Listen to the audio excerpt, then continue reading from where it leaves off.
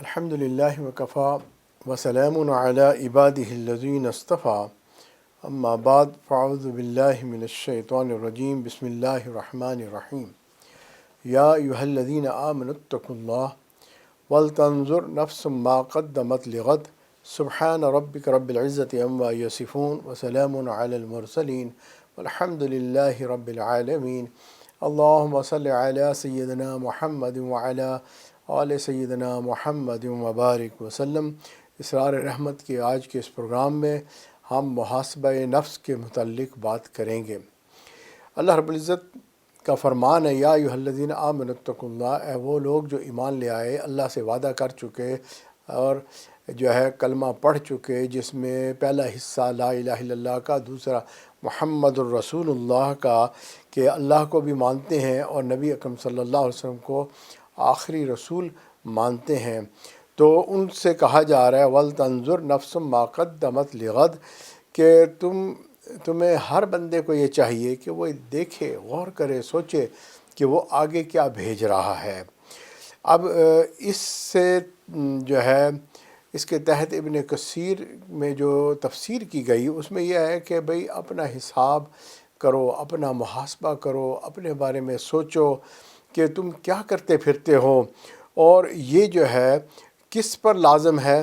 کہا کہ تمام علماء امت جو ہیں ان کا اس بات پہ اجماع ہے کہ انسان جو بھی ایمان لے آیا ہے، جو بھی انسان ہے، اس کو چاہیے کہ وہ اپنے اعمال جو کر چکا ہے یا آئندہ کرے گا، اس سب کے بارے میں سوچے سمجھے۔ دوسرے لفظوں میں ہر بندے کو جو ہے محاسبہ کرنا چاہیے۔ یہ نہیں ہے کہ کوئی کرے گا کوئی نہیں کرے گا، چاہے عمر کا بڑا ہے چاہے چھوٹا ہے، عورت ہے مرد ہے، امیر ہے غریب ہے، مشرق میں رہتا ہے مغرب میں رہتا ہے، سب کو چاہیے کہ وہ اپنا محاسبہ کریں۔ تو یہ اپنے اکاؤنٹ کو دیکھنا، اپنے بارے میں سوچنا، اس کی مثال یہ سمجھ لیں کوئی بھی بندہ ہے جی، وہ اس دنیا میں رہ رہا ہے، اس کو چاہیے کہ اپنے مال پیسے کا حساب کتاب رکھے۔ کون ہے جو نہیں کرتا؟ آپ خود سوچو، دنیا میں ہے کوئی جو اپنے مال پیسے کا حساب نہیں رکھتا؟ چاہے وہ امپلائی ہے یا امپلائر ہے یا کاروبار کرتا ہے یا جو ہے کسی کے لیے کام کرتا ہے جی، چھوٹا ہے بڑا ہے، سب کے اوپر لازمی ہے کہ وہ جائزہ لیں، اور جو بندے جائزہ لیتے ہیں ان کو بعد میں شرمندگی نہیں ہوتی۔ اسی طرح طالب علم ہوتے ہیں، وہ طلباء جو اپنے امتحان سے پہلے اپنے جو ہے تیاری کا محاسبہ کرتے ہیں، سوچتے ہیں، ان کو امتحان میں پھر شرمندگی نہیں ہوتی۔ ایسے ہر بندہ اگر اپنا محاسبہ کرتا رہے گا، اپنا آڈٹ کرتا رہے گا، اپنے بارے میں سوچتا رہے گا کہ ایک وقت آنا ہے، موت ہے، کل نفس ذائقۃ الموت، سب نے مرنا ہے، مسلمان نے بھی مرنا ہے، کافر نے بھی مرنا ہے۔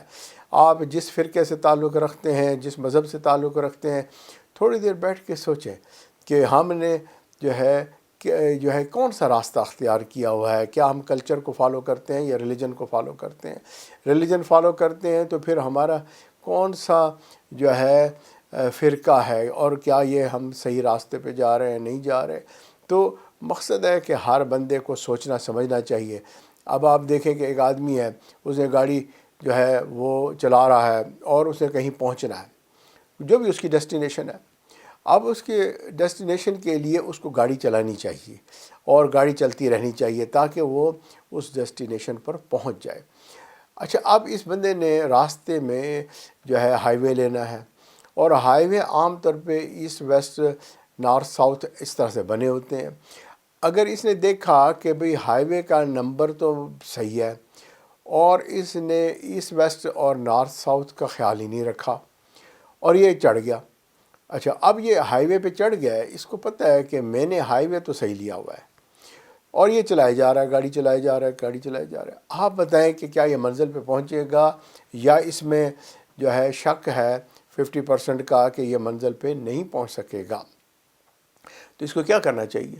اس کو جو ہے چڑھنے سے پہلے بھی سوچنا چاہیے کہ میں اس ہائی وے کو لے رہا ہوں، تو بھائی اگر میں نے نارتھ لینا تھا تو میک شور کہ نارتھ ہے، ساؤتھ لینا تھا تو ساؤتھ ہے، اسی طرح ایسٹ ویسٹ ہے نا، یا بس نمبر دیکھ کے چڑھ جائے، ہے نا۔ اگر پھر غلطی کر گیا ہے، فرض کیا اس نے نہیں اس وقت توجہ دی اور اس کو فوراً خیال آ گیا کہ میں نے جو ہے راؤٹ تو صحیح لیا ہے، نمبر صحیح ہے، لیکن میں اس کا ساؤتھ نارتھ چیک کرنا بھول گیا تھا، تو یہ دوبارہ سے اس کو چیک کر لے، میک شور کر لے، ہے جی۔ اس لیے جگہ جگہ پہ بورڈ بھی لگے ہوتے ہیں، آپ اس کو بار بار دیکھتے رہیں گے، میک شور کر لیں گے۔ ایک دفعہ آپ کو تسلی ہوگی کہ آپ صحیح راستے پہ جا رہے ہیں، تو اب آپ جناب چلاتے رہیں ماشاءاللہ۔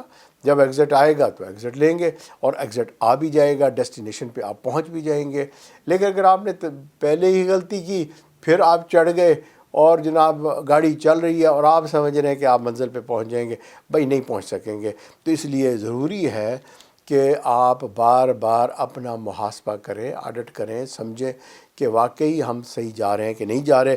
تو یہ جو ہائی وے ہے زندگی کا، یہ ایک راستہ ہے، اور یہ راستہ موت کے اوپر ختم ہوتا ہے، اور مرنے کے بعد پھر اس کا انجام ہوتا ہے کہ ڈیسٹینیشن پہ پہنچے یا ڈیسٹینیشن لاس کر بیٹھے۔ تو اب واپس آنے کا چانس نہیں ہے مرنے کے بعد۔ آج تک میں نے نہیں دیکھا کہ کوئی بندہ واپس آ گیا ہو۔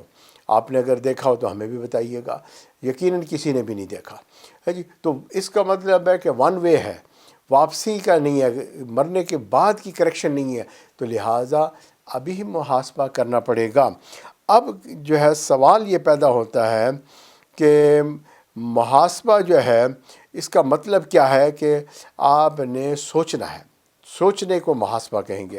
یہ جو ہے کیا سوچیں جی کہ ہم اچھے کام کر رہے ہیں جی، تو یہ سوچیں، اور اگر برے کام کر رہے ہیں تب بھی سوچیں۔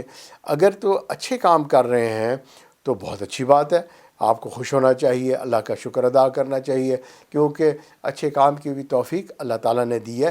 یہ ہمارا کمال نہیں ہے کہ ہم نے نماز پڑھ لی ہے، بھئی اللہ نے جو ہے جسم سلامت رکھا ہوا تھا، وقت میں برکت دی ہوئی تھی، اور ہمیں یاد رہا، ہمارے ساتھ کوئی مصروفیات ایسی نہیں تھیں، اس لیے ہم نے نماز پڑھ لی۔ اگر اس وقت جو ہے پیٹ میں درد ہوتا، پریشانی ہوتی، ہسپتال میں پڑے ہوتے، اور جو ہے اللہ بلا جو بھی مصیبتیں انسانوں کے ساتھ لگی ہوتی ہیں، شاید ہم نماز نہ پڑھ سکتے۔ تو اس لیے شکر اللہ تعالیٰ کا ادا کرنا چاہیے۔ اور اگر برے کاموں میں پڑے ہوئے ہیں تو بھائی پھر زندگی ہے، موقع ہے، جیسے اگر ہائی وے پہ چڑھ گئے آپ تو اب غلطی کا ہے چانس، تو بھائی آپ یو ٹرن کر سکتے ہیں، اپنی کریکشن کر سکتے ہیں، زندگی میں موقع ہے۔ اور اسی طرح جو ہے انسان اگر برے دوستوں میں پھنس گیا، برے کہ کوئی علت اس کو لگ گئی، کوئی ایسا جو ہے عادت پڑ گئی ہے، تو بھائی استغفار کا راستہ کھلا ہوا ہے، توبہ کرو، یو ٹرن مارو، اور جو ہے اپنے جو وعدہ اللہ تعالیٰ سے کیا ہوا ہے آمنو والا، ایمان والا، تو جس میں مقصد ہے کہ اللہ تعالیٰ کو راضی کرنا ہے اور جنت میں جانا ہے، تو بھائی وہاں پہنچ سکے، ورنہ تو جہنم میں جا پہنچیں گے اگر اللہ کو ناراض کر کے چلے گئے۔ تو اب محاسبہ کرنا ہے تو کیسے کرنا ہے؟ ایک ہے کہ میں نے اپنا خود ہی فیصلہ کر لیا کہ میں تو بہت ہی اچھا انسان ہوں، بھائی کمال ہے، اپنی تعریفیں تو آپ لوگوں سے سنیں گے اور کیسی کیسی بڑی بڑی تعریفیں کریں گے کہ جی میں تو اپنے اندر کوئی غلطی دیکھتا ہی نہیں ہوں۔ حالانکہ حقیقت یہ ہے کہ خود سے محاسبہ نہیں کرنا، بلکہ شریعت کے تقاضوں کے مطابق، شریعت کی جو رولز ریگولیشنز ہیں اس کے مطابق محاسبہ کیجئے گا، اور جو ہے وہ محاسبہ جو ہے وہ کارآمد محاسبہ ہوگا، نہ کہ اپنی مرضی سے، اپنی کرائیٹیریا۔ تو کرائیٹیریا دین اسلام ہے، قرآن ہے، نبی کا فرمان ہے جی، اور جو فقہ ہے جس کے اصول بتائے جا چکے ہیں، اور اس کے مطابق ہم نے فیصلہ کرنا ہے۔ محاسبہ کرنے کا حکم اللہ نے بھی دیا اور نبی صلی اللہ علیہ وسلم نے بھی بتایا، فرمایا الکیس من دان نفسہ وعمل لما بعد الموت، کہا کہ عقل مند وہ ہے کہ جو اپنے نفس کے اوپر نظر رکھے اور موت کے بعد کے لیے اپنے اعمال کو تیار رکھے۔ تو یہ جو ہے قیامت کے آنے اور موت کے آنے سے پہلے پہلے محاسبے کا دروازہ کھلا ہوا ہے، لہٰذا جو ہے محاسبہ کرنا چاہیے۔ اچھا، اب محاسبہ تو کرنا چاہیے۔ ہمارے دشمن کون ہیں؟ نفس ہے سب سے بڑا دشمن، اور ہم نفس کا ہی محاسبہ کر رہے ہیں ہے جی۔ شیطان تو وسوسے ڈالتا ہے، اور دنیا جو ہے دوست یار بھی ہمیں بری باتیں کرتے ہیں، لیکن یہ نفس جو اندر کا دشمن ہے یہ انسان کو بڑا پیارا لگتا ہے، لہٰذا اسی کو ہی چیک اینڈ بیلنس کرنا ہے۔ دھوکہ جو دے گا وہ یہی نفس دے گا. شیطان جو ہے وہ بیرونی دشمن ہوگا، اور بیرونی دوست احباب جو ہے وہ بھی دشمن ہوں گے، اور دنیا خود ایک جو ہے وہ بھی چمکدار چیز اور بڑی جو ہے اٹریکٹیو چیز ہے، وہ بھی دھوکہ دے گی. لیکن یہ اندر کا نفس جو ہے نا یہ ایسا ہے کہ جو آپ کو پتہ ہی نہیں لگنے دے گا. یہ پیارے بیٹے کی طرح ہوتا ہے، جیسے پیارا بیٹا ہوتا ہے، انسان اس کو سینے سے لگاتا ہے، پیار کرتا ہے اور بڑا خوش ہوتا ہے. تو بالکل اسی طرح اب ہم نے اس کو پیارا بیٹا نہیں بنانا. اگر ہم محاسبہ کر رہے ہیں تو بھائی پھر ایک ہی قطار میں کھڑا کرو، دوست کو، دشمن کو، سب کو ایک ہی قطار میں کھڑا کرو. اس نفس کو اب پیارا بنا کے نہیں کہ یار میرا کیا کروں، میں بھی تو انسان ہوں. نہیں، یوں نہیں بات کرنی. انسان ہو لیکن تم جنت میں جانا چاہتے ہو، لہٰذا اس نفس کو اپنا دشمن سمجھ کر اب اس کو کرٹیسائز کرنا ہے. اور اگر آپ نہیں کر سکتے تو پھر کسی سے پوچھ کے دیکھو، ہے جی، پھر آپ کسی سے پوچھ کے دیکھو. کوئی اللہ والا مل جاتا ہے، ماں باپ مل جاتے ہیں، ان سے ذرا پوچھو. کوئی مخلص دوست ہوتا ہے، اس سے پوچھ کے دیکھو کہ بھی میرے بارے میں آپ کا کیا خیال ہے. لیکن دوست بھی یہ ہے اگر وہ بھی آوارہ ہو تو پھر تو اللہ معاف کرے. بھئی آپ نے کسی اللہ والے کو ڈھونڈنا ہے، وہ آپ کو گائیڈ کرے گا. حضرت عمر بن عبدالعزیز رحمۃ اللہ علیہ نے حضرت حسن بصری رحمۃ اللہ علیہ کو خط لکھا. یہ وقت کا بادشاہ ہے، اور یہ وقت کے ایک صوفی کو، شیخ کو خط لکھ رہے ہیں اور کہتے ہیں کہ آپ مجھے کوئی نصیحت کریں. اور انہوں نے نصیحت کرنے کا حق ادا کر دیا. اللہ اکبر. یہ نہیں سوچا کہ یہ وقت کا بادشاہ ہے، ناراض ہو گیا تو میرے لیے مشکل ہو جائے گی.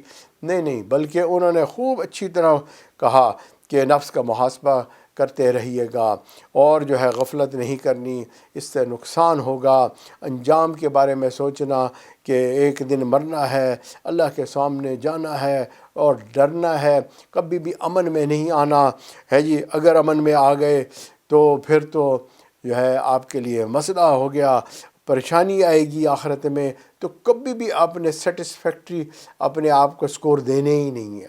تو لہٰذا ایک لمبی جو ہے نا ایک انہوں نے خط کا جواب لکھتے ہوئے ان کو نصیحت کر دی. اسی طرح ایک شخص تھے، انہوں نے حضرت بشر حافظ رحمۃ اللہ علیہ سے کہا کہ آپ مجھے کچھ نصیحت کر دیں. بہت سارے لوگوں کو دیکھا وہ اللہ والوں کو اس طرح سے کہتے بھی ہیں. اچھا، پھر انہوں نے جو ہے خوب نصیحت کی. کہا کہ دیکھو کہ قیامت کے دن تم جو ہے کس بدن کو لے کر وہاں کھڑے ہو گئے. یعنی اگر آپ یہ دیکھو کہ یہ بدن ہے، اگر اس بدن کے اوپر تکلیف ہوئی، دانے نکل آئے، کوئی چوٹ لگ جائے، کوئی زخم ہو جائے، کوئی جو ہے پریشانی ہو جائے، تو اس جسم کے ساتھ تم اللہ کے سامنے کھڑے ہو گئے، اللہ کے ہاں پیشی ہوگی. تو اب اس چیز کو سوچو کہ تم کیسے کھڑے ہو گئے. اگر یہ بات سمجھ میں نہیں آتی، بندہ یہ سوچے یار ایک دن میں نے عدالت میں کھڑا ہونا ہے جی، میں نے جرم کیا ہے، تو میں جو ہے پرسنلی خود جانا ہے. یہ نہیں ہے کہ کسی وکیل کو بھیج دوں گا، کسی دوست کو بھیج دوں گا.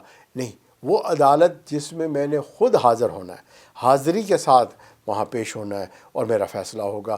اب میں وہاں جا کے کیسے کھڑا ہوں گا.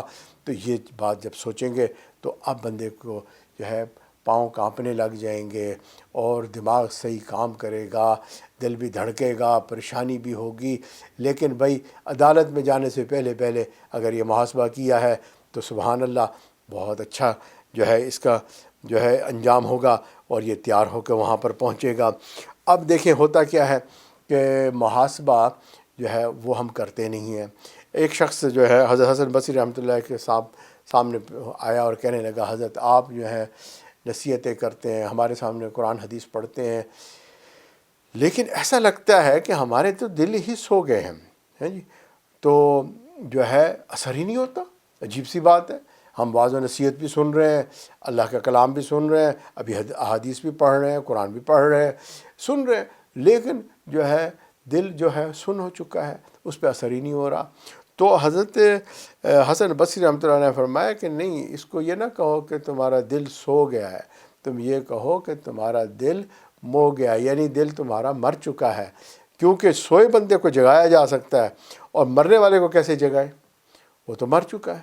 تو اگر یہ جو ہے واعظ و نصیحت سننے سے، ماں باپ کے کہنے سے، کسی نیک بندے کی نصیحت سے، یا بندے کے اوپر اللہ حالات کو بھیجتے ہیں، کیفیات ہوتی ہیں، اگر ان سب سے بھی یہ نہیں جاگا اور اس کا دل سویا ہوا نہیں ہے، یہ دل مرا ہوا ہے، تو لہٰذا یہ ڈینجرس بات ہے کہ انسان اس نوبت تک پہنچ جائے کہ جو ہے وہ اس کا دل مردہ دل بن جائے۔ تو اب ہمیں بات سمجھ میں آ گئی کہ بھئی اگر ہمارا دل سو چکا ہے یا مر چکا ہے تو اب آپ بتاؤ اس کا علاج کرنا چاہیے کہ نہیں چاہیے۔ تو ہم نے اب تک جو ہے بات کی ہے وہ یہ ہے کہ محاسبے کی اہمیت ہے۔ محاسبے کی اہمیت کہ محاسبہ کرنا چاہیے، ہم نے وقفے سے پہلے اس کے سے متعلق خوب بات کی اور اس کی اہمیت کو ہم سمجھ گئے۔ اب یہ ہے کہ محاسبہ جو ہے اس کی اقسام کیا ہوں گے۔ پہلی قسم تو یہ ہے کہ محاسبہ کریں کوئی بھی عمل کرنے سے پہلے ہم جو ہے نا دیکھیں کہ ہم کیا کرنے لگے ہیں۔ تو اس میں یہ ہے کہ بھئی کوئی بھی عمل کرتے ہیں تو تھوڑی دیر اس کے بارے میں سوچنا چاہیے، کیا میں یہ کام کر لوں یا نہ کروں، ہے جی۔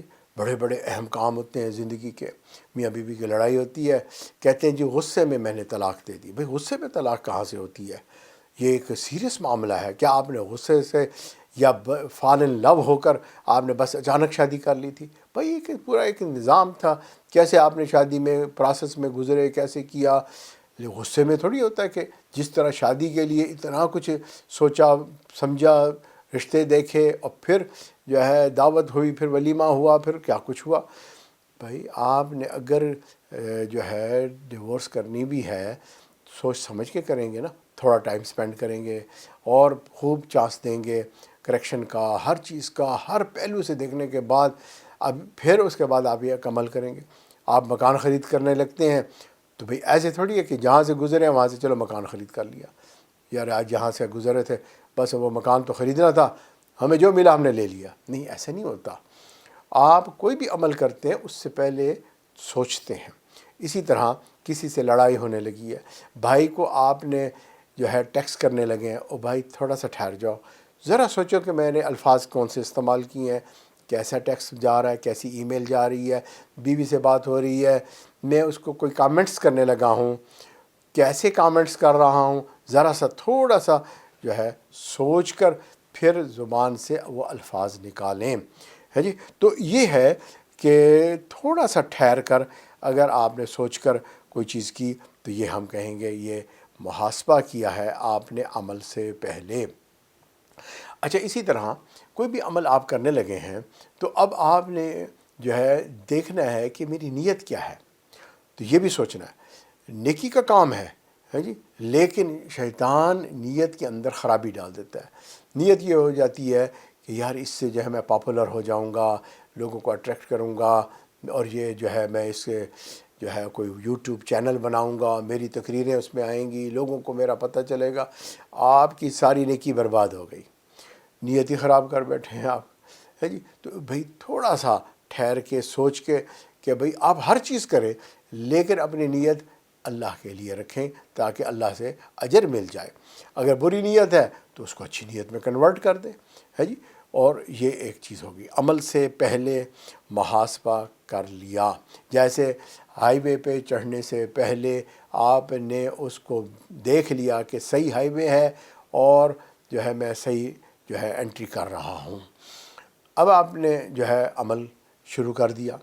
جب عمل شروع ہو گیا تب بھی آپ کو چاہیے کہ ذرا ایک دفعہ پھر میک شور کر لیں، کیونکہ شیطان کیا کرتا ہے کہ نیکی کا کام شروع کیا تھا اور بیچ میں کہیں سے نیت خراب کر دی اس نے، یا آپ کام تو نیکی کا کر رہے تھے لیکن برے طریقے سے کرنا شروع کر دیا، ہے جی۔ تو اب جو ہے اچھا کاروبار شروع کیا تھا، بددیانتی شروع کر دی۔ کسی نے پوچھا بھئی کیوں ایسا کر رہے ہو؟ او جی کیا کریں، بچوں کا پیٹ بھی تو پالنا ہے۔ او اللہ کے بندے، حرام سے پیٹ پالو گے یا حلال سے پالو گے؟ تو بھئی تھوڑا سا جو ہے اب آپ نے ایک کنٹینیوس ایک اسسمنٹ رکھنی ہے اپنی کہ بھئی میرا یہ محاسبہ چلتا رہے، کہیں نیکی کا کام بدی میں دوبارہ تبدیل نہ ہو جائے۔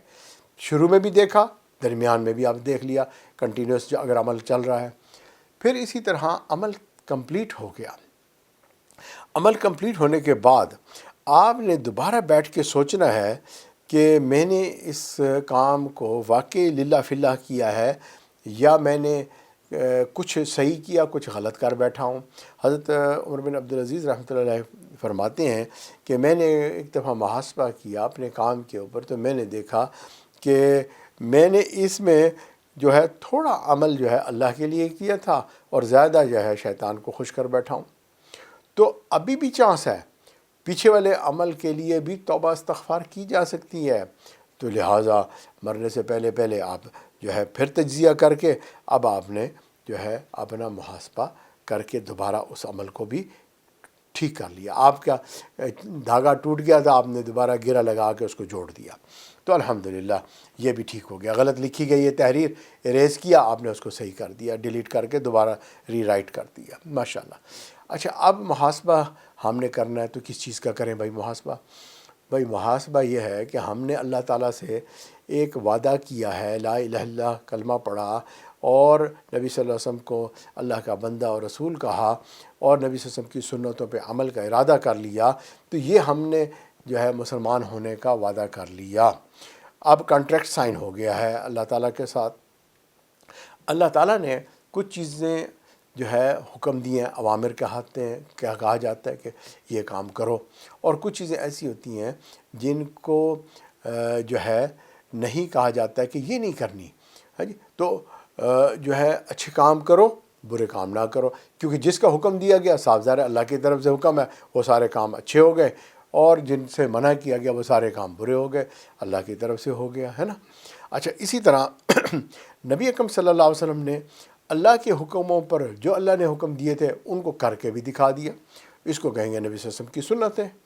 اور جن سے منع کیا ان کو اللہ کے نبی صلی اللہ علیہ وسلم نے ساری زندگی نہیں کیا، ہیں جی، اور وہ بھی اس سے ہمیشہ احتیاط کی، ہیں جی۔ تو اب ہمیں یہ بھی پتہ چل گیا، پریکٹیکل فارم میں بھی ہمیں سبق مل گیا کہ یہ کرنے والے کام تھے جو اللہ کے نبی صلی اللہ علیہ وسلم نے کر کے دکھائے، اور یہ نہ کرنے والے تھے وہ بھی اللہ کے نبی صلی اللہ علیہ وسلم نے اپنے آپ کو بھی روک لیا۔ اچھا، پھر اسی طرح صحابہ کرام کو بھی یہ بات سکھا دی کہ تم بھی یہ اچھے کام ہیں ان کو کرو، انہوں نے بھی کیا، جیسے جیسے حکم آتے گئے وہ کرتے چلے گئے، اور جو برے کام تھے ان سے وہ ہٹتے چلے گئے، چھوڑتے چلے گئے۔ تو یہاں پر بھی یہ بات سمجھ میں آ گئی۔ اب فقہا نے بیٹھ کر جو ہے کرنے والے اور نہ کرنے والے کاموں کو کیٹیگرائز کیا، اور وہ کیٹیگری کیا تھی کہ کچھ کام ایسے تھے جن کو انہوں نے کہا کہ یہ تو اللہ کی طرف سے جو حکم آئے ہیں ان میں اس چیز کو فرض کہا گیا ہے کہ یہ تو ضرور بالضرور کرنا ہے، نہ کرنے پہ سزا ہے، اور یہ تو بڑی مطلب اہم بات ہے، جیسے نماز ہے، روزہ ہے، حج ہے، زکوٰۃ ہے مثال کے طور پر۔ تو اب اگر فرض کیا، ہم نے محاسبہ شروع کیا، تو ہم نے دیکھنا ہے کہ بھائی میری نمازیں بھی صحیح ہیں کہ نہیں ہیں، پوری ہے کہ نہیں ہے، روزے میں رکھتا ہوں کہ نہیں رکھتا، زکوٰۃ دیتا ہوں کہ نہیں دیتا، حج میرے پہ فرض تھا میں گیا ہوں کہ نہیں گیا۔ تو یہ تو فرض والی چیز تھی، یہ تو وہ کیٹیگری ہے جس میں نہ کرنے پر جو ہے وہ پنشمنٹ ہے بھائی، تو اس کو تو ضرور کرنا ہے۔ اور پوری امت کے اندر جتنے بھی ایمان والے تھے سب کے سب نماز پڑھتے رہے، سب روزے رکھتے رہے، سب زکوٰۃ دیتے رہے، جن کے اوپر واجب ہو گئی تھی، حج کی توفیق ملی سب نے حج کیا، کوئی انکاری نہیں ہے جی، اور سب عمل سے ثابت ہے کہ سارے نیک لوگ یہ کام کرتے رہے، تو لہٰذا مجھے بھی کرنا چاہیے ہے جی۔ تو اب یہ فرض ہو گیا۔ اسی طرح سنتیں ہیں، نبی اکرم صلی اللہ علیہ وسلم کچھ چیزیں جو ہے بڑی پابندی سے کیا کرتے تھے، اور اگر نبی صلی اللہ علیہ وسلم بہت پابندی سے وہ چیزیں کرتے ہیں، مثلا مسواک کرنا، دانتوں کا صاف کرنا، یہ نبی صلی اللہ علیہ وسلم کی سنت مبارک ہے، اور اس کے فضائل احادیث سے بھی ظاہر ہے جی۔ دایاں قدم سے کسی کمرے میں داخل ہونا، بائیں قدم سے باہر آنا، لباس پہننے کی سنتیں ہیں، کھانا کھانے کی سنتیں ہیں، تو یہ ساری صبح سے لے کر شام تک کے تمام اعمال جس کو سنت رسول اللہ صلی اللہ علیہ وسلم کہا جاتا ہے، یہ وے آف لائف ہے جو اللہ کے نبی صلی اللہ علیہ وسلم نے کر کے دکھائی۔ تو جب ہم کلمہ پڑھتے ہیں اللہ کا اور اللہ کے رسول صلی اللہ علیہ وسلم کا اقرار کرتے ہیں، تو بھئی ہمیں پھر ان سنتوں پہ عمل کرنا چاہیے۔ ان کو کیسے ہم معمولی سمجھ لیں گے جب کہ اللہ کے نبی ہمیشہ یہ کرتے ہیں؟ تو اب آپ نے محاسبہ کیا کہ میں کتنی سنتوں پر عمل کرنے والا ہوں، اس سے اور بڑھاؤں اور بڑھاؤں اور بڑھاؤں، تو زیادہ زیادہ سنتوں پہ عمل کرنے والا بنوں۔ جتنی سنتوں پہ عمل کروں گا اتنا مجھے اللہ تعالیٰ پسند کریں گے، کیونکہ نبی صلی اللہ علیہ وسلم کی تو ہر ادا اللہ کا حکم اور اللہ کی طرف سے اور اللہ کے محبوب ترین عمل کہلائے گا تو چنانچہ مجھے وہ کرنا ہے۔ تو اب بات سمجھ میں آ گئی کہ بھی اس طریقے سے میں نے کیٹیگرائز کرنی ہے، فرائض کو کرنا ہے، سنن کو کرنا ہے۔ پھر اس کے بعد کچھ چیزیں ایسی آ جاتی ہیں جن کو کرنے سے جو ہے بونس ثواب ملتا ہے جی، آپ کے اعمال نامہ کے اندر ایڈیشنل چیزیں اگر نہیں کی کسی وجہ سے تو بھائی چلو بھائی ٹھیک ہے، نہ کیے۔ اچھا اب لوگ جو ہے نا عام طور پہ کیا کہتے ہیں، اچھا جی آپ بتائیں کہ کیا یہ کرنا بہت ضروری ہے، اس کے بغیر گزارا نہیں چل سکتا؟ تو بھائی جواب یہ ہے کہ کیا آپ جو سیلری آپ کو مل رہی ہے اس کے بعد بونس چاہیے کہ نہیں چاہیے؟ کیا یہ ضروری ہے کہ بونس بھی لیں؟ بھائی بس سیلری مل رہی ہے ٹھیک ہے۔ اور بھائی آخرت میں اگر آپ زیادہ کمانا چاہتے ہیں تو آپ کو چاہیے کہ آپ زیادہ وہ اعمال کر لیں جس سے آپ کو فائدہ مل سکتا ہے، تو لہٰذا وہ بھی کریں۔ تو اب یہ اس طریقے سے جو ہے اگلی چیز آتی ہے نہیں والی، کہ جو چیزیں منع کی گئی ہیں بالکل کہا کہ یہ تو بالکل ہی نہیں کرنا۔ تو جس طرح فرائض تھے کرنے والے، اب یہ ہیں کہ جن کو بالکل ہی نہیں کرنا ہے جی۔ اور وہ کیا ہے، جیسے کہیں گے گناہ کبیرہ، کتابوں میں گناہ کبیرہ کی لسٹ دی ہوئی ہے کہ یہ تو بڑے بڑے گناہ ہیں، جیسے زنا کر لینا، کسی کا قتل کر دینا ہے جی، اللہ کے ساتھ کسی کو شریک بنا لینا۔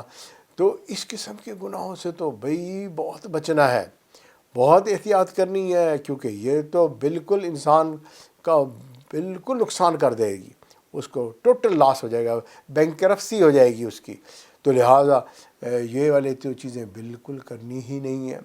اچھا اسی طرح پھر اگلی چیزیں آ جاتی ہیں، معاملات ہیں ہے جی، گھریلو ایک دوسرے کے ساتھ تعلق، ہمسائے کے حقوق، اب یہ ساری چیزیں آ گئیں، ان کا بھی دھیان رکھنا ہے۔ ان کی اپنی اپنی ایک کیٹیگری ہے نا، کیونکہ حقوق اللہ ہیں تو حقوق العباد بھی ہیں ہے جی۔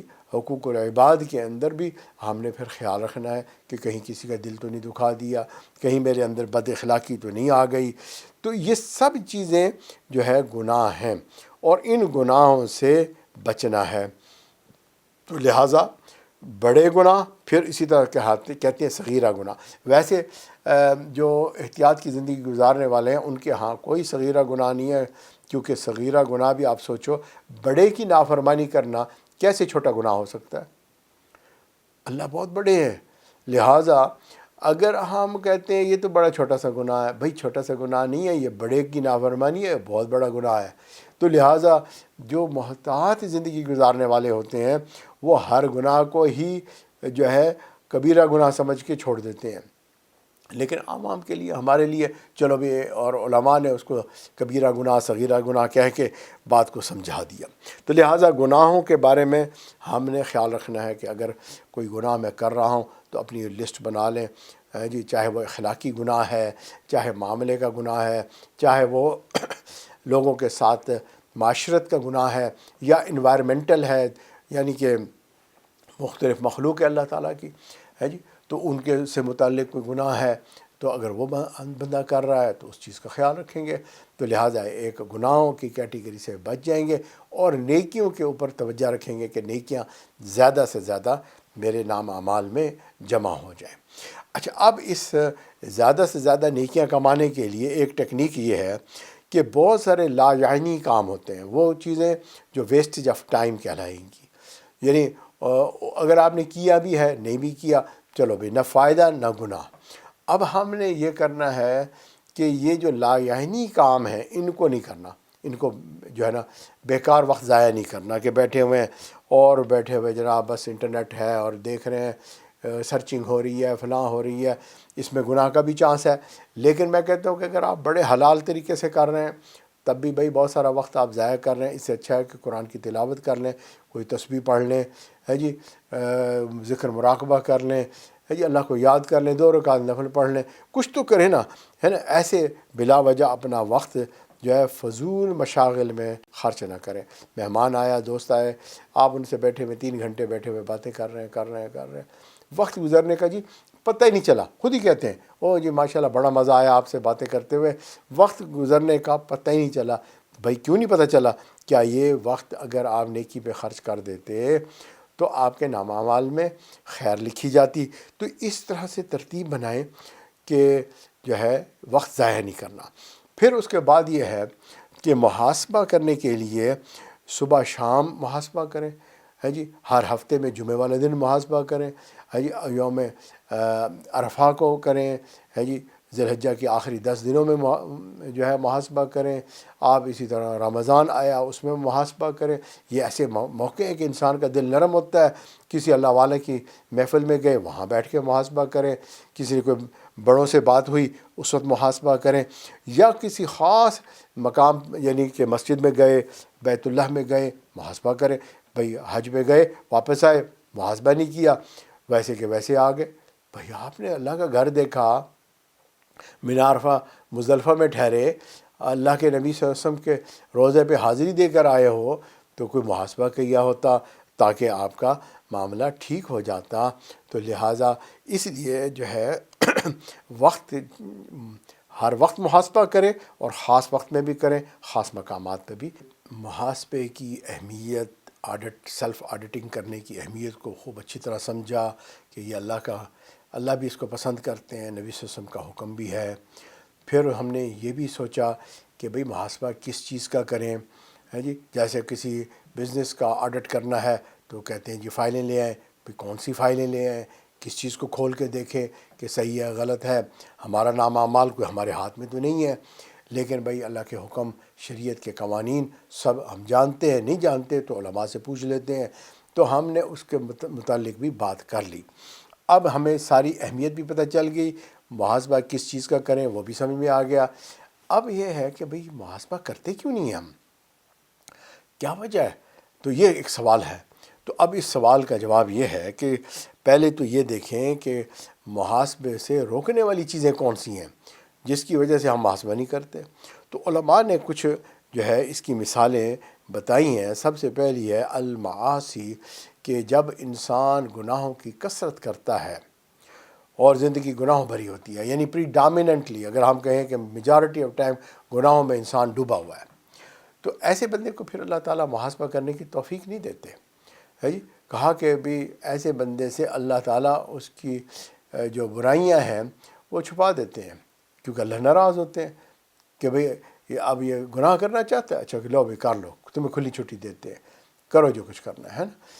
اور شیطان جو ہے اس اپرچونٹی سے خوب فائدہ اٹھاتا ہے، اور شیطان اس کو گناہ چھوٹے چھوٹے کر کے دکھاتا ہے، تو لہٰذا نفس جو ہے پلتا ہے اور انسان جو ہے وہ خوب گناہ کرتا رہتا ہے۔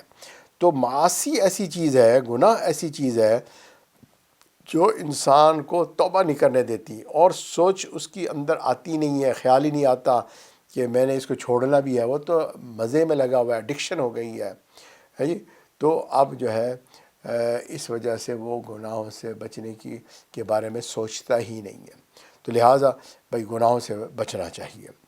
دوسری چیز ہے کہ جو انسان یہ سمجھتے ہیں کہ یار یہ چیز تو ہم کر سکتے ہیں، شریعت میں کوئی ایسی اس میں پابندی نہیں ہے نا، تو اور وہ مباح چیز ہے کہ چلو بھی ٹھیک ہے کر سکتے ہیں نا۔ عام طور پہ اب بندے کی خواہشات ہوتی ہیں، اور خواہشات وہ کہتی ہیں کہ یار یہ تو گناہ والی بات تو نہیں ہے نا، تو چلو بھئی مزہ کرنے دو، آپ کچھ کرنے دو، ہے نا، زندگی ہے۔ تو اچھا اب وہ خواہشات کے تابع ہو کر جو چیز کرنے کی جا سکتی ہے، ہم نہیں کہتے کہ وہ گناہ ہے، لیکن اس کے اندر وہ بندہ آگے بڑھتا چلا جاتا ہے۔ تو اب یہ جب آگے بڑھتا ہے تو نفس جو ہے خواہشات کا عادی ہوتا چلا جاتا ہے، اور بلا آخر آہستہ آہستہ اس کا نفس اتنا طاقتور ہو جاتا ہے کہ وہ اس کو گناہوں کی پٹڑی پہ چڑھا دیتا ہے۔ تو لہٰذا ایک چیز ہوتی ہے to be on the safe side, کہ اگر غلطی ہونے کا چانس ہے تو جس طرح سے بعض نوجوان ہوتے ہیں وہ کہتے ہیں جی میں تو گناہ نہیں کرتا، میرے دوست گناہ کرتے ہیں، ہے نا بھئی، لیکن چانس تو ہے نا۔ جیسے اگر آپ کے دوست اسموکنگ کرتے ہیں تو آپ پیسو اسموکنگ تو کر رہے ہیں، آپ اسموکر تو نہیں ہیں، لیکن آپ وہاں کھڑے ہو کر وہ دھواں کسی نہ کسی حساب سے اندر لے جا رہے ہیں۔ تو آپ کو ہم اسموکر نہیں کہیں گے کہ بھئی یہ بھی اسموکر ہے، لیکن پیسو اسموکر ہے۔ جو بندہ اس طرح سے یوں سمجھے گناہوں کے قریب ہو جاتا ہے تو اس کو چانس مل جاتا ہے، یہ ایک نہ ایک دن اس گناہ کے اندر شکار ہو جاتا ہے۔ تیسری چیز علماء نے لکھی جب اللہ تعالیٰ کی عظمت کا استحضار نہیں ہوتا، یعنی اس کو یہ خیال نہیں ہوتا کہ اللہ اتنے بڑے ہیں، ہے جی، وہ بندہ سمجھتا تو ہے، اذان میں بھی سنتا ہے اللہ اکبر، اللہ بہت بڑے ہیں، لیکن اس بڑے کی جو کیفیت ہے کہ اللہ بڑے ہیں، اس کا دل میں اتر جانا وہ نہیں ہوتا ہے جی۔ ہاں ٹھیک ہے بھئی، اللہ بہت بڑے ہیں، ہے جی، لیکن اگر قرآن پڑھے گا اور سمجھے گا، اللہ فرماتے ہیں وَلَا يُوثِقُ وَثَاقَهُ أَحَدٌ، کہ اللہ ایسا باندھے گا، جب پکڑے گا ایسا عذاب دے گا کہ ایسا کوئی عذاب دے ہی نہیں سکتا ہوگا۔ اللہ اکبر۔ آپ اندازہ کریں کہ بھئی جج صاحب جو ہیں وہ اگر فیصلہ کریں گے اور سختی والا فیصلہ کر سکتے ہیں، تو پتہ ہو کہ بھئی یہ ایسا سختی والا فیصلہ کر دیں گے کہ بس پھر مجھے کوئی چھڑا نہیں سکے گا، تو بندے کے پھر ٹانگیں کانپنے لگ جائیں گی کہ یار یہ تو بہت بڑا مسئلہ ہے۔ تو بندے یہ کہتے ہیں کہ یار وہاں جائیں گے، وہاں جا کے دیکھ لیں گے، جیسے وہاں جائیں گے وہاں جا کے معافی مانگ لیں گے، مرنے کے بعد دیکھیں گے۔ او اللہ کے بندے، یہ زندگی اللہ نے دی ہے معافی مانگنے کے لیے، اللہ کے پاس پہنچ کر جا کے پھر تو ہر کسی کے جو ہے نا پھر خوف اس کے اوپر طاری ہوگا، وہاں جا کے کیسے دیکھو گے اور کیسے سوچو گے؟ اب سوچنے کا وقت ہے، لیکن شیطان پوسٹ پون کراتے کراتے سمجھتا ہے کہ یار اس دن ہم بھی دیکھ لیں گے، تم جنت میں جاؤ گے میں بھی چلا جاؤں گا، بڑے مولوی بنے ہوئے ہیں آپ، ہر وقت نصیحت کرتے رہتے ہیں۔ تو یہ جو ہے نا اللہ تعالیٰ کی عظمت دل میں نہیں ہے، اس کا مطلب ہے۔ تو یہ ہونی چاہیے، اور اسی طرح نبی اکرم صلی اللہ علیہ وسلم کی سنتوں کی اہمیت نہیں ہے اس کو، کہ اس سنت کو عمل کرنے پر کتنا ثواب ملے گا، اللہ کتنے راضی ہوں گے۔ یہ تو سنت ہے بھئی، فرض تو نہیں ہے۔ اچھا بھئی، سنت نماز نہیں پڑھنی چاہیے؟ اللہ کے نبی صلی اللہ علیہ وسلم پڑھ رہے ہیں اور آپ جو ہے اس کو سنت کیا ہے کہ بس چھوڑتے جا رہے ہیں، کوئی بات نہیں ہے جی۔ اللہ کے نبی صلی اللہ علیہ وسلم نے جو ہے بلا وجہ تھوڑی چیزیں کی ہوں گی، وہ تو اللہ کے حکم سے کرتے ہیں۔ تو اس طرح سے یہ عظمت جو ہے نا ان چیزوں کی نہیں ہے، لہٰذا بندہ ایزیلی لوز کرتا چلا جاتا ہے۔ پھر اس کے بعد ہے کہ تزکیہ کی اہمیت ہی نہیں ہے، کہ واقعی قد افلح من تزکا، کہ وہ کامیاب ہو گیا جس نے اپنے من کو صاف کیا، اپنے نفس کو جو ہے صاف اور ستھرا کیا۔ آج کل تو اس کے بارے میں خیال ہی نہیں آتا۔ لوگ علم حاصل کرنے کے پیچھے تو خوب دوڑتے ہیں کہ معلومات مل جائیں، شریعت کے قوانین پتہ چل جائیں، لیکن کیا مجھے اپنے من کو صاف بھی کرنا ہے، پاک بھی کرنا ہے؟ تو اس کا خیال نہیں آتا، بہت سارے لوگوں کو خیال نہیں آتا۔ اگر ان کو بتایا بھی جائے تب بھی وہ کہتے ہیں کہ بھئی یہ آپ نے کیا بات کہہ دی، عجیب سی بات کہہ دی ہے، تو مجھے بھی پتہ ہے، بس ٹھیک ہے ٹھیک ہے۔ تو اس طرح سے کر کے بات کو اڑا دیتے ہیں، حالانکہ تزکیہ کی ایک پوری محنت اسلامی معاشرے میں شروع سے چلی آ رہی ہے، اور اس کا تذکرہ قرآن و حدیث سے بھی ملتا ہے۔ تو لہٰذا تزکیہ کے بارے میں سوچنا چاہیے کہ میں اپنے من کو کیسے صاف کروں اور اس کا کیا طریقہ ہو سکتا ہے۔ اگلی چیز ہے کہ فکر آخرت ہی نہیں ہوتی۔ بندہ کہتا ہے ابھی میں جوان ہوں، بھئی بوڑھا تو نہیں ہو گیا کہ ابھی سے آپ مجھے ڈرا رہے ہیں، ہے جی۔ بھئی ہم نے تو دیکھا ہے کہ جوان بھی اس دنیا سے جا رہے ہیں، ہے نا، مرد بھی جاتے ہیں، عورتیں بھی جاتی ہیں، بوڑھے بھی ہیں وہ بھی جا رہے ہیں، سبھی نے مرنا ہے۔ تو موت کی جو ایک فکر ہوتی ہے وہ ابھی لاحق نہیں ہوئی ہوتی، تو لہٰذا ابھی سمجھتے ہیں میں نے لمبا جینا ہے۔ اچھا، نوجوانوں کو تو چلو یہ مغالطہ ہو ہی جاتا ہے، ہم کہتے ہیں بھی ٹھیک ہے، بوڑھے لوگوں کو بھی یہ مغالطہ ہوا ہے آج کل۔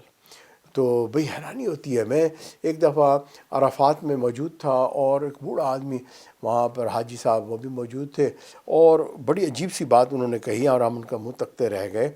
کہنے لگے کہ دیکھو جی، میری عمر تو بھلے 80 سال کی ہے، لیکن میرا دل آج بھی جو ہے نا 16 سال والے بندے کا ہے۔ ہم حیران ہوئے، یار ایک تو یہ ہے، چلو آپ اگر جوک بھی کر رہے ہیں، یہ تو یوم عرفہ ہے، یہاں کے بھی فکر آخرت نہیں ہوئی، خیال ہی نہیں آ رہا کہ ابھی بھی دل جو ہے اس کی امنگیں، اس کے اندر خواہشات 16 سال والی ہیں، جبکہ جسم کے اندر طاقت ہی نہیں ہے جی۔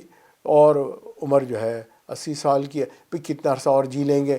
اگر کوئی بندہ ان سے پوچھ لے آپ نے اور کتنا لمبا جینا ہے، تو بھائی ایک اسٹیٹسٹکس ہیں، ان کو بیٹھ کے دیکھ لیں، ہے جی۔ نبی صلی اللہ علیہ وسلم نے فرمایا 60-70 سال ایوریج لائف ہے میری امت کی۔ اگر آپ 55 سال کے ہیں، 50 سال کے ہیں، تو آپ اس کیٹیگری میں جا رہے ہیں جو اگلے جو ہے کرٹیکل آخرت کے حساب سے، جس میں موت کا وقت قریب آ چکا، تو لیکن اس چیز کا خیال ہی نہیں ہوتا۔ اور اس کے بعد ایک اور وجہ ہے، اس کو کہتے ہیں لہو و لعب۔ اگر کوئی بندہ اس کا عادی ہو جاتا ہے کھیل تماشوں کا، یا تو خود کھیل تماشوں میں لگا ہوتا ہے جی، خاندانی سیاست، واہ بھی واہ، کیا عجیب مزیدار چیز ہے یہ، کہ بس جی بوڑھا ہو گیا، بڈھا ہو گیا، تجربے کار ہے، لیکن سب کا جینا حرام کیا ہوا ہے اس نے۔ سیاست ہے، ادھر کی بات ادھر کر رہا ہے، ادھر کی ادھر کر رہا ہے، اس کو ادھر سے لڑا رہا ہے، اس کو ادھر سے لڑا رہا ہے جی، ساس بہو کا مسئلہ چل رہا ہے، اڑوس پڑوس کا مسئلہ چل رہا ہے۔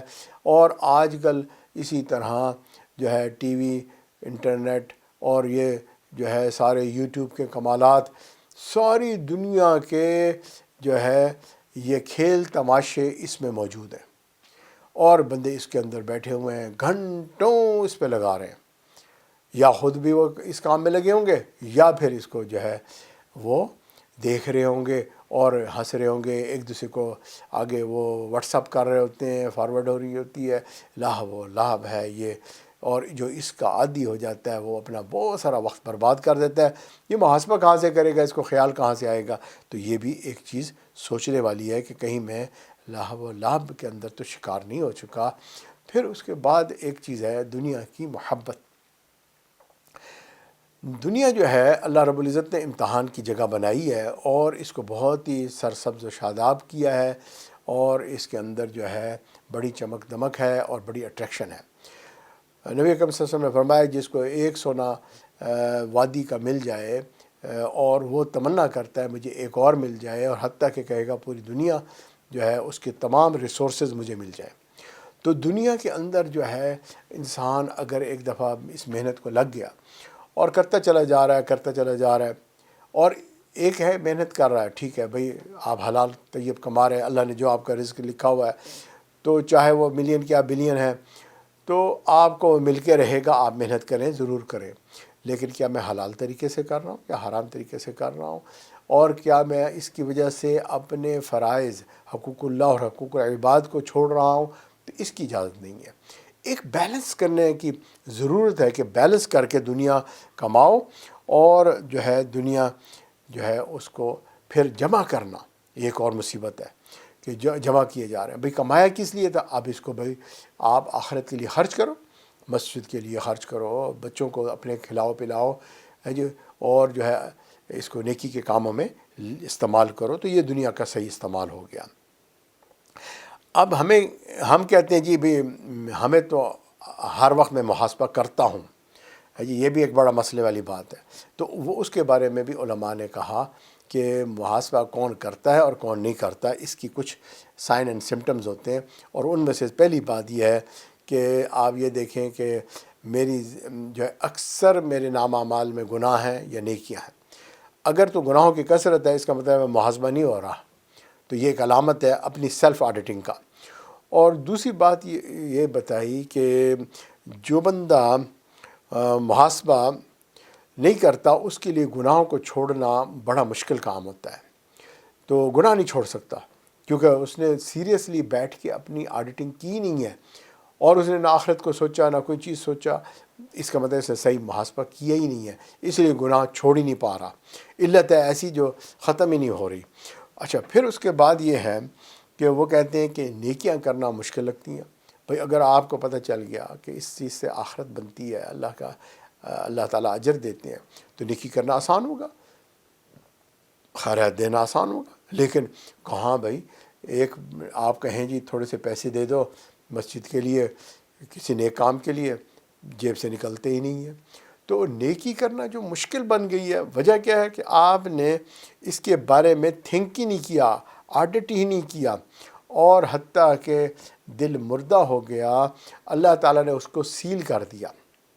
اب دل جب مردہ ہو جاتا ہے تو اس مردہ دل جو ہے اس کے اندر اب یاد الہی نہیں رہتی، اور یہ یاد الہی سے محروم ہو جاتا ہے۔ تو لہٰذا آپ کیا کرنا چاہیے؟ خود محاسبہ کریں، ابھی ہم نے سارا ڈسکس کیا، اور اگر گناہ ہے تو استغفار کریں، نیکیاں ہیں تو شکر ادا کریں، اور جو ہے اپنے لیے مستقل کوشش کرتے چلے جائیں۔ دوسری چیز ہے بھئی اچھی صحبت کو اختیار کریں۔ وہ اچھی صحبت ہے وہ آپ کو ضرور بتائے گا نیک آدمی کے پاس اٹھیں گے بیٹھیں گے. آج کل تو لوگ نیک لوگوں سے الرجک ہیں، جاتے ہی نہیں، ان کے قریب ہی نہیں جاتے کہ شاید کوئی بات سمجھا دیں، بلکہ اگر کوئی سمجھاتا ہے اس کو اپنا دشمن سمجھتے ہیں.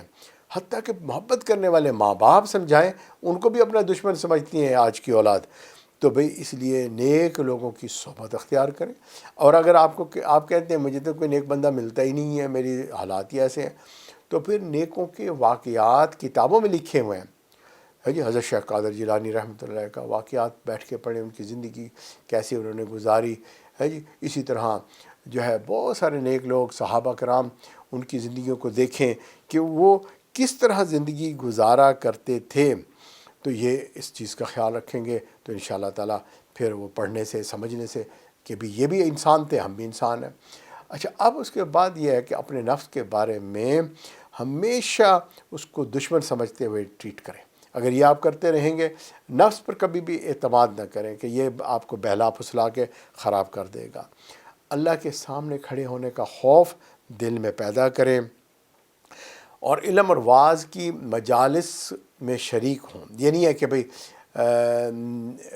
آج مولانا صاحب کا خطاب آ رہا ہے تو چلو بھئی ہم تھوڑا سا اور کام کر لیتے ہیں، جب کوئی اور کام شروع ہوگا تو چلو پھر دوبارہ سے دیکھنے بیٹھ جائیں گے.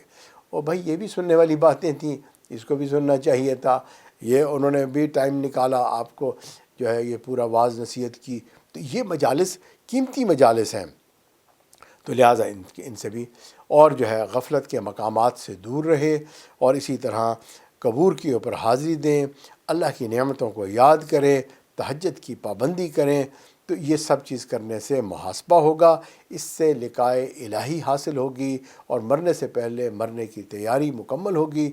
ہم کامیاب ہو جائیں گے اس دنیا میں بھی اور آخرت میں. اللہ تعالی ہمارا کہنا سننا سب قبول فرمائے، عمل کی توفیق عطا فرمائے، اور ہمیں جو ہے آخرت کی تیاری کرنے کی توفیق عطا فرمائے. وآخر دعوانا ان الحمد للہ رب العالمین.